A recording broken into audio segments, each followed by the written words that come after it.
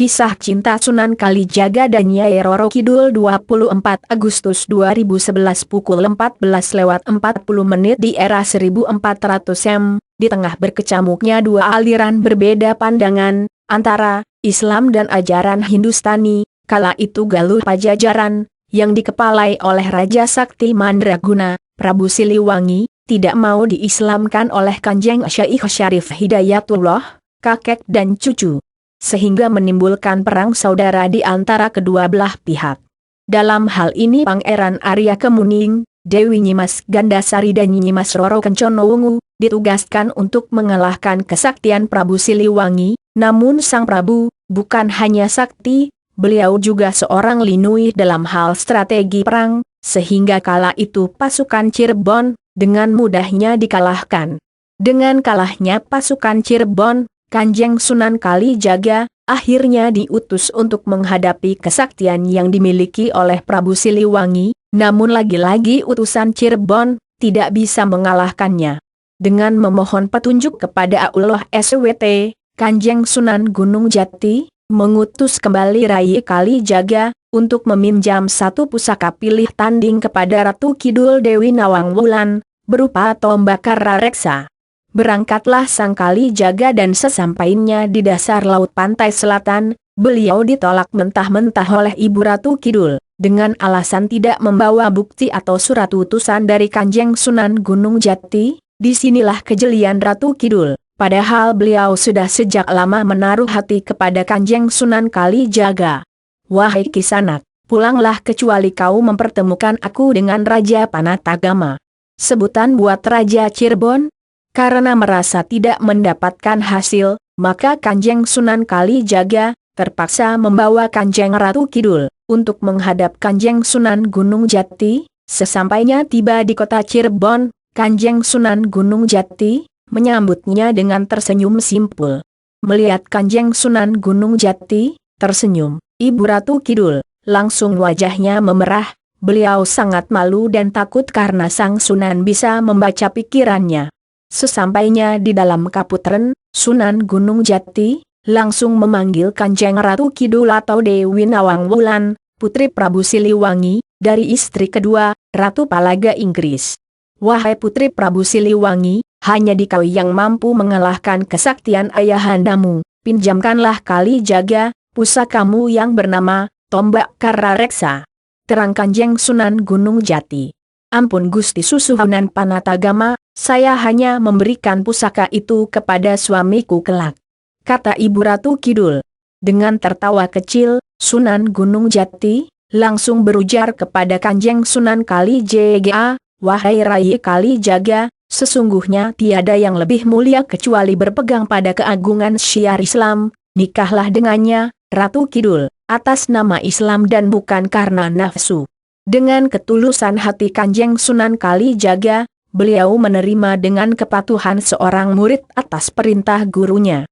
Namun, bagi Ibu Ratu Kidul, yang suka mempermainkan idamannya, beliau tidak langsung menerima kesetiaan Kanjeng Sunan Kalijaga, walau dalam hatinya saat itu penuh dengan bunga cinta, beliau mencoba kekasihnya terlebih dahulu.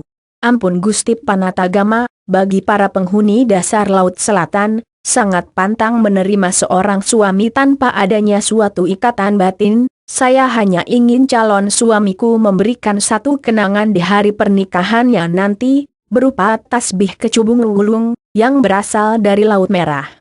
Setelah keinginan Ratu Kidul terucap, yang ditujukan buat Kanjeng Sunan Kalijaga, Sunan Gunung Jati langsung mengutus Kanjeng Sunan Kalijaga untuk mencari apa yang menjadi keinginan dari Kanjeng Ratu Kidul. Lalu Sang Sunan minta undur diri untuk melaksanakan tugasnya. Beliau langsung pergi ke Gunung Ciremai, menjalankan tafakur dan minta perlindungan kepada Allah SWT. Di malam keempat, Kanjeng Sunan kedapatan isyarah yang mengatakan akan datang seseorang yang membimbing untuk menemukan di mana tasbih wulung kecubung berada. Atas izin Allah, siang harinya tiga sosok manusia yang berasal dari bangsa lelembut bernama Sang Hyang Sontong, Sang Ratu Sanggawi Sesa dan Si Walikat datang menghampirinya. Ketiganya langsung mengutarakan niat baik mereka untuk membantu Sang Sunan, dalam pencarian tasbih wulung kecubung. Maka diajaknya sang Sunan dengan ilmu aji sakta gelap gulita, ilmu menghilang bangsa lelembut. Sesampainya di pinggir Laut Merah, keempat orang yang barusan datang tadi langsung disambut oleh Pangeran Sulaiman Gaib, pendamping Ratu Bilqis, dari bangsa Sulaiman. Dengan kemurahan hati sang pangeran, semua diajaknya masuk ke dalam keraton Bagaskara. Bawah laut bagian utara Irak, dan atas izin sang Ratu Agung Bilqis, diberikanlah Kanjeng Sunan Kalijaga, satu buah Nur Sulaiman AS, berwujud peti ukir, dari alam azra yang di dalamnya terdapat tasbih wulung kecubung, berbahan batu kecubung giok. Manfaatnya sebagai sarana pembuka aura paling cepat, ketenangan, karisma, wibawa, penakluk dan mahabbah paling topcer yang banyak disukai kalayak umum maupun pribadi. Dengan keberhasilan ini akhirnya Kanjeng Sunan Kalijaga pamit pulang dan langsung menemui gurunya Kanjeng Syarif Hidayatullah atau Sunan Gunung Jati. Dengan rasa sukacita Kanjeng Sunan Gunung Jati langsung memerintahkan Rai Kalijaga untuk secepatnya menemui Ratu Kidul Nawang Wulan, sehingga dengan pertalian mereka berdua akan lebih mudah untuk menaklukkan Raja Munding Wangi, bergelar Prabu Siliwangi Galuh.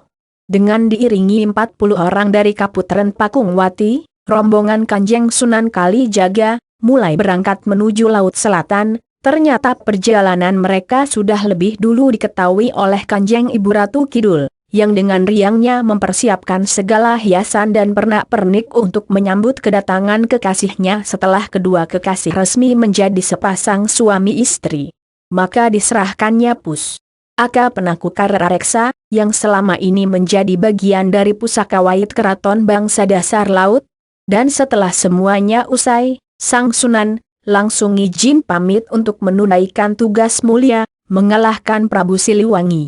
Pusaka Karareksa langsung diserahkan kepada gurunya Kanjeng Sunan Gunung Jati, lalu pusaka itu oleh sang guru ditambahi satu tombak di atasnya, ditancapkan satu tombak, sehingga pusaka Karareksa yang tadinya mempunyai 7 cabang dan 1 jalur runcing di samping, menjadi 9 cabang dan oleh Kanjeng Sunan Gunung Jati, tombak Karareksa diberi nama baru dengan sebutan Pusaka Agung Buana Tombak Nirwana Cakra Langit. Dengan Pusaka Cakra Langit, akhirnya Prabu Siliwangi bisa dikalahkannya melalui perang tanding selama 7 malam berturut-turut dan tombak Cakra Langit sendiri akhirnya dimusnahkan kembali di Keraton Dasar Laut Pantai Selatan. Kisah tasbih kecubung wulung sampai sekarang masih menjadi cerita rakyat yang banyak diminati oleh seluruh kalangan lapisan atas maupun bawah, namun sayang, bahan kecubung wulung hanya ada di daerah Flores, Nusa Tenggara Barat. Dan seiring anak Jamij menemukan bahannya, insyaallah, di kemudian hari tasbih ini akan muncul sebagai suatu wasilah paling digemari oleh seluruh muda-mudi dan orang tua.